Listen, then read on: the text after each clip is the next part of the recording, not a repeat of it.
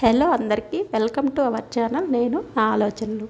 ఇవాళ వీడియోలో మనం మొక్కలు కొంచెం బాగా ఫ్రెష్గా పూలు పూయాలి, మొగ్గలు బాగా వేయాలంటే మాత్రం ఇలా అయితే చేసేద్దామండి.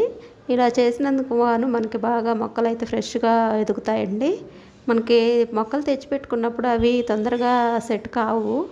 అంత త్వరగా అయితే అవి బాగా సెట్ అవ్వాలంటే మాత్రం వాటికి కొన్ని మనము టిప్స్ అయితే పాటించి ఈ విధంగా అయితే చేయాలి. చూస్తున్నారు కదా వీడియోలో చూపించినట్లు మనం కిచెన్లో వంటకు వాడుకునే కూరగాయలు ఉంటాయి కదా, ఆ కూరగాయలు మనం తినే ఫ్రూట్స్ తొక్కలు తీస్తాం కదండి. ప్రతిదానికి కూడా తొక్క తీస్తే తింటున్నాం కదా. ఇప్పుడు ఆ తొక్కలన్నీ కూడా పడవేయకుండా మామూలుగా ఒక గిన్నెలో వేసేసుకొని దాంట్లో మనం రైస్ వండుకునేటప్పుడు బియ్యం కడిగి ఉంచుతాం కదండి 2-3 సార్లు. ఆ రైస్ వాటర్ అయితే దీంట్లోకి వంచుకొని ఒక పూటంతా నానపెట్టామంటే ఇలా అయితే అవుతుందండి. చూస్తున్నారు కదా వీడియోలో చూసినట్లుగా ఇలా నానిపోతాయి. వాటిని మనం చెట్లకు పోసే ముందు బాగా పిసికేసి వాటిని అంతా కూడా మిక్స్ చేసి మొత్తం ప్రతిదీ అండి, కవికి కాదేది అనర్హం అన్నట్టు మనకి చెట్లకి పనికిరాంది ఏది లేదు. వంటింట్లో ఉండే ప్రతి వేస్ట్ ఐటమ్ పీల్ తీసిన ప్రతిదీ కూడా దీనికి పనికి వస్తుంది. చూస్తున్నారు కదా వాటర్ ఎలా వచ్చాయి, మంచి ఫ్రూట్ జ్యూస్ వాసన అయితే స్మెల్ అయితే వస్తుందండి. వీటిని ఈ విధంగా రెడీ చేసి పెట్టుకొని మనకి ఎన్ని చెట్లకు అయితే వాటర్ అవసరమవుతాయో దానికి తగ్గట్టుగా మనం దానికి వాటర్ యాడ్ చేసుకోవచ్చు. ఇలా కొన్ని అయితేనేమో మనకి సరిపడా కలిపేసుకోండి. లేదు పెద్ద అమౌంట్లో వాటర్ కావాలి అంటే ఒక బకెట్లోనైనా ఇది కలిపేసుకోవచ్చండి.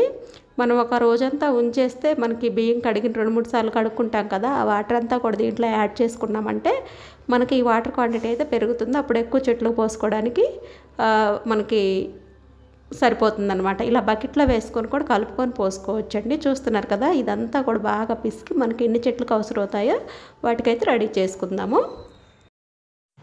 దీంట్లో ప్రతి ఒక్క ఫ్రూట్ పీల్ కూడా వేశాను నేను. ప్రతి ఒక్క ఫ్రూట్కి తీసిన తొక్కలు అయితే మొత్తం కూడా వేశానండి, వెజిటేబుల్స్ కూడా.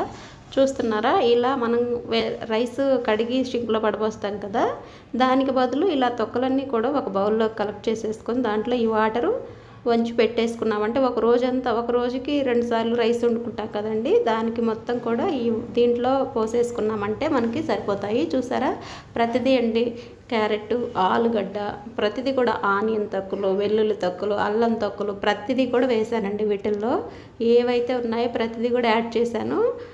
ఈ చెట్లకు కనుక పోసామంటే ఇది చాలా అంటే చాలా బాగా యూజ్ అయితే అవుతుందండి. ఒక మంచి ఎరువులాగా అయితే పనిచేస్తుంది. వీటికి బలం కూడా బాగా ఇస్తుంది.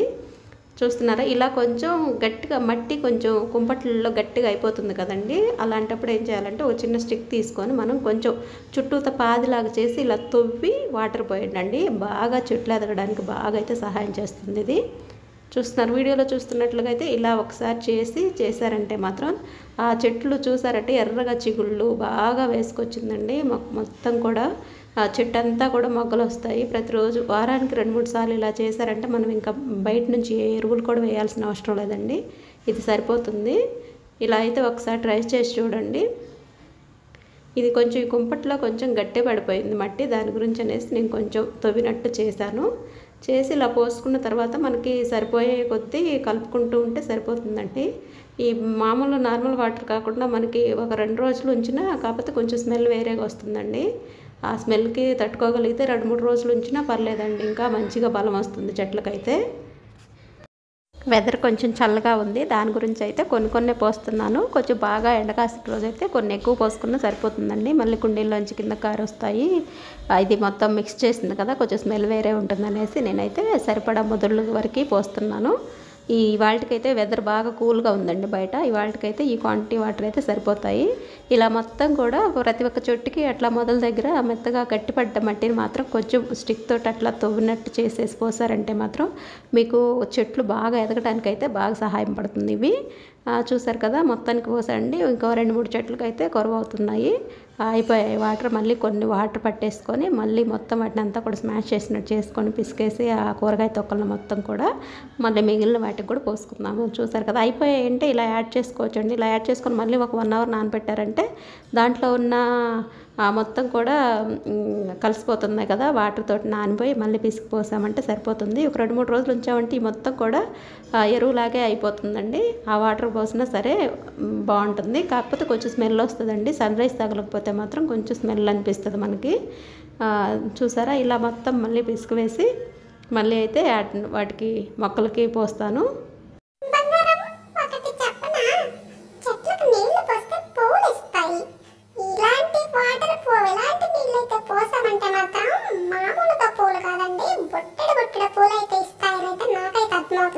చూస్తున్నారు కదా, ఇలా అయితే మీరు కూడా ట్రై చేసి చూడండి. చెట్లలో ఎంత మార్పు వస్తుందో, చాలా అంటే చాలా మార్పు వచ్చేసాయి చెట్లలో. మనకి బయట ఎరువులతో ఏ పని లేకుండా మనం ఇంట్లోనే ఆ చెట్ల నుంచి వచ్చిన ఫ్రూట్స్ వెజిటేబుల్స్ని మనము యూస్ చేసుకోగా, అంటే మనకి ఉపయోగించుకోగా మిగిలిన వ్యర్థ పదార్థాలన్నీ కూడా ఇలా ఒక సైడ్కి ఉంచేసుకొని దాంట్లో నీళ్ళు పోసామంటే అదే వాటికి ఎరువు అవుతుందండి. చెట్ల నుంచి వచ్చినవే మళ్ళీ వాటికి ఎరువులాగా కూడా ఉపయోగించవచ్చు. చూస్తున్నారు కదా, ఇలా అయితే చెట్లంతా అయితే బొగ్గలు బాగా వేస్తున్నాయి ఈ వాటర్ పోయడం వల్ల. అయితే ఇలా మీరు కూడా ఒకసారి ట్రై చేసి చూడండి.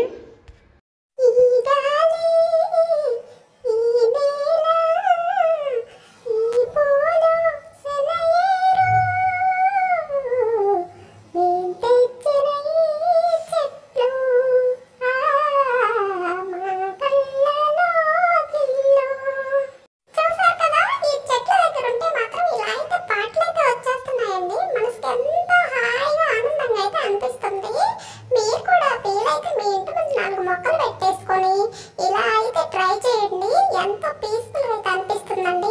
చెట్లు మనతో మాట్లాడతాయి. మనకి ఏదైనా సాడ్ గా అనిపించినప్పుడు వాటితో కూర్చున్నామంటే మన కబుర్లు అయితే ఎన్నో చెప్తాయండి. ఇంటి ముందు గ్రీనరీ ఉండటం వల్ల మనకు ఆక్సిజన్ లెవెల్స్ కూడా మంచిగా అందుతాయి కదా. ఇది మన ఆవరణలో 4 మొక్కలు వేసుకున్నామంటే అది ముందు తరాలకి మంచిదని అయితే అనిపిస్తుందండి. మీరు కూడా ఈ టిప్ అయితే పాటించేసి ఇలా అయితే మొక్కలు పెంచుకోవడానికి ట్రై చేయండి. మన వీడియో నచ్చినట్లయితే లైక్ చేయండి, షేర్ చేయండి, సబ్స్క్రైబ్ చేసుకోవడం మర్చిపోవద్దు. బెల్ ఐకాన్ కూడా క్లిక్ చేయండి. మరొక మంచి వీడియోతో మళ్ళీ రేపటి వీడియోలో మళ్ళీ కలుద్దాం. అంతవరకు ఉంటానండి. బాయ్.